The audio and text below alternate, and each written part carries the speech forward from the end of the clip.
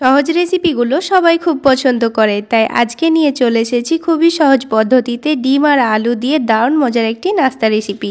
আসসালামু আলাইকুম বন্ধুরা, কিচেন বাঙালিয়ানা চ্যানেলে আপনাদের সবাইকে স্বাগত জানাই। তো বন্ধুরা, ডিম আর আলুর এই নাস্তাটা খুবই সহজ পদ্ধতিতে দেখিয়েছি, আশা করছি আপনাদের অনেক ভালো লাগবে।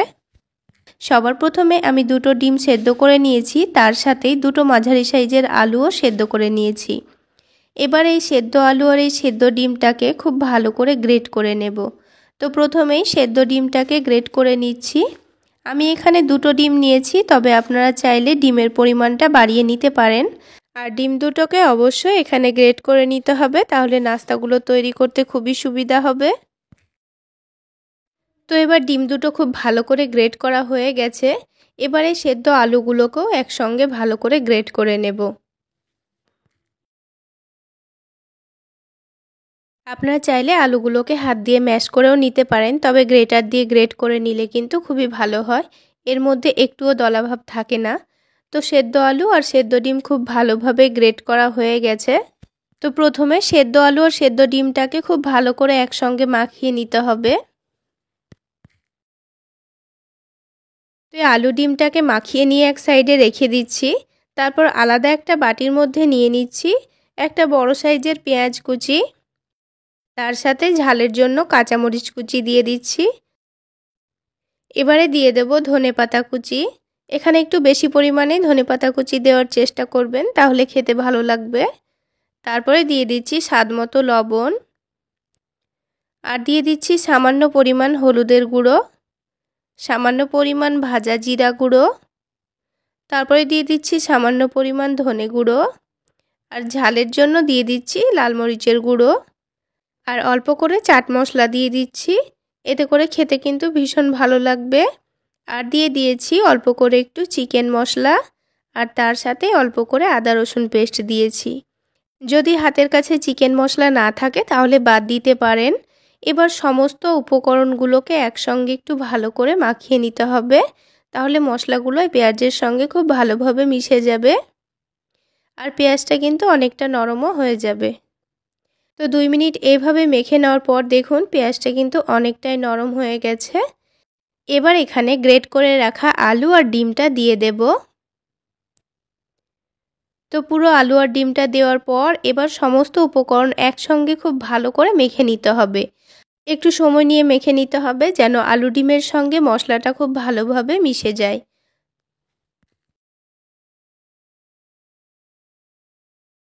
তো এবার কিছুক্ষণ মেখে নেওয়ার পর দেখুন মশলাটা কিন্তু খুব ভালো করে আলু ডিমের সঙ্গে মাখিয়ে নেওয়া হয়ে গেছে। এবারে হাতটা ধুয়ে খুব ভালো করে পরিষ্কার করে নিয়ে হাতের মধ্যে অল্প করে তেল মাখিয়ে নিয়েছি। তারপরে এই আলু ডিমের মিশ্রণটা হাতের মধ্যে একটু করে নিয়ে খুব ভালো করে এটাকে গোল করে নিচ্ছি। তারপর এটাকে একটু চ্যাপ্টা করে চপের শেপ দিয়ে নেব। তো বন্ধুরা, এটা কিন্তু অনেকটা কাবাবের মতোই শেপ দিয়ে নিয়েছি। তো একটা কিন্তু ডিম আলুর কাবাব আমাদের তৈরি করা হয়ে গেল। ঠিক একইভাবে আরও কাবাবগুলো তৈরি করে নেব। তো বন্ধুরা, এখানে আরও একটা কথা আমি আপনাদের বলে রাখছি। তো যেহেতু আমি এই ডিম আলুর মধ্যে কোনো রকম বেসন কিংবা চালের গুঁড়ো দিলাম না, তাই কিন্তু এই নাস্তাগুলো অনেকটাই নরম হবে। আপনারা চাইলে ডিম আলুর মিশ্রণের মধ্যে 2 চামচ মতো বেসন কিংবা কর্নফ্লাওয়ার কিংবা চালের গুঁড়ো দিতে পারেন, সেক্ষেত্রে কিন্তু নাস্তাগুলো অনেকটাই মুচমুচে হবে। তো আমি এখানে কোনোটাই দিলাম না, কিন্তু নাস্তাগুলো খেতে কিন্তু ভীষণ মজার হবে একটু নরম হলেও। তো ঠিক একইভাবে সবগুলো নাস্তাই আমি তৈরি করে নেব। আর দেখুন তৈরি করা কতটা সহজ। তো বন্ধুরা দেখুন সবগুলো নাস্তাই কিন্তু আমার তৈরি করা হয়ে গেছে। এবার এগুলোকে একটা সাইডে আমি রেখে দিচ্ছি। এবারে অন্য একটা বাটির মধ্যে আমি এখানে একটা ডিম ভেঙে নিচ্ছি। তবে আপনারা এখানে দুটো ডিম ভেঙে নেবেন, কারণ একটা ডিমে কিন্তু আমার নাস্তাগুলো হয়নি, পরে আমি আরও একটা ডিম ভেঙে নিয়েছি। তো এবারে ডিমের মধ্যে সামান্য পরিমাণ লবণ দিয়ে দিচ্ছি। তারপর এই ডিমটাকে খুব ভালো করে ফেটিয়ে নিতে হবে। তো এখানে আমার এই কয়েকটা নাস্তার জন্য কিন্তু দুটো ডিম লেগেছে। তো আপনারা বেশি করে বানাতে চাইলে ডিমের পরিমাণটাও এখানে বাড়িয়ে নেবেন। যেহেতু আমি ডিমের সঙ্গে কোট করে এই নাস্তাগুলোকে ভেজে নেব, তো ডিমটা খুব ভালো করে ফেটিয়ে নেওয়া হয়ে গেছে। এবার আমি একটা নাস্তা তুলে নিয়েছি, তারপর এই ডিমের মধ্যে খুব ভালো করে ডুবিয়ে নেব।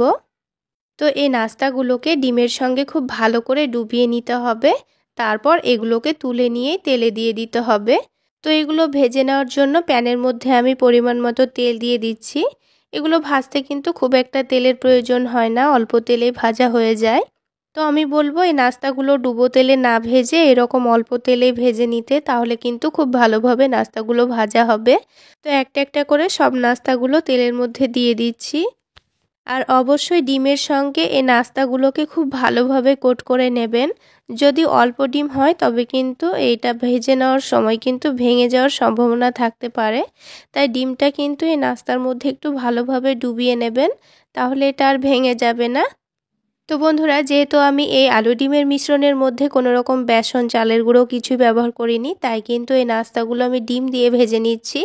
আর ডিম দিয়ে ভেজে নিলে খেতেও কিন্তু ভীষণ ভালো লাগবে। আর এই নাস্তাগুলো ভাজার সময়ও কিন্তু ভেঙে যাবে না।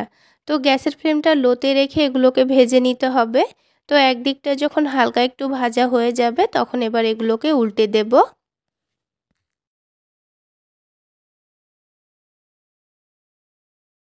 তাহলে বন্ধুরা, আজকের এই আলু ডিমের নাস্তা রেসিপি আপনাদের কেমন লাগলো অবশ্যই কমেন্ট সেকশানে জানাবেন। আর ভালো লাগলে একটা লাইক শেয়ার করে দেবেন। আর আমার এই সহজ রেসিপিগুলো যদি ইউটিউব চ্যানেল থেকে দেখে থাকেন চ্যানেলটি সাবস্ক্রাইব করে দেবেন। আর ফেসবুক পেজ থেকে দেখে থাকলে পেজটি ফলো করে দেবেন। তো বন্ধুরা দেখুন, নাস্তাগুলো কিন্তু দুই দিকই খুব সুন্দর ভাজা হয়ে গেছে। আমি এগুলোকে উল্টে পাল্টে খুব সুন্দর করে ভেজে নিয়েছি। আর অবশ্যই নাস্তাগুলো গ্যাসের ফ্লেমটা লোতে করে দিয়েই ভেজে নেবেন, তাহলে কিন্তু ডিমগুলো পুড়ে যাবে না। তো এবার আমি এই নাস্তাগুলোর তেলটা ঝরিয়ে নিয়ে তুলে নিচ্ছি। তো বন্ধুরা, একবার হলেও এইরকমভাবে নাস্তাগুলো বানিয়ে খেয়ে দেখবেন, খেতে কিন্তু ভীষণ মজার হয়। তো সবগুলো নাস্তার তেলটা ঝরিয়ে নিয়ে আমি তুলে নিচ্ছি, আর বাকি নাস্তাগুলো ঠিক একইভাবে আমি ভেজে নেব।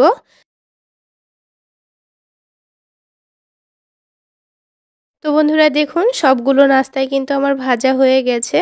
এবার আমি এই নাস্তাগুলো টমেটো সসের সঙ্গে পরিবেশন করে নিচ্ছি।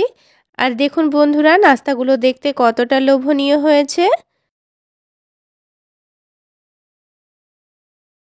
তো বন্ধুরা, এই নাস্তাগুলো কিন্তু মুচমুচে তৈরি হয় না, অনেকটাই নরম তৈরি হয়। তো আপনারা চাইলে এগুলোকে বানিয়ে প্লেন পোলাওয়ের সঙ্গেও খেতে পারেন, খেতেও কিন্তু ভীষণ মজার হয়।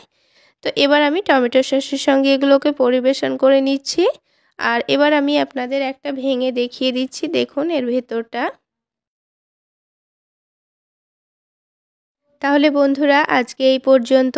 সকলে অনেক বেশি ভালো থাকবেন, সুস্থ থাকবেন। দেখা হচ্ছে আরও একটি নতুন রেসিপি নিয়ে নেক্সট এপিসোডে।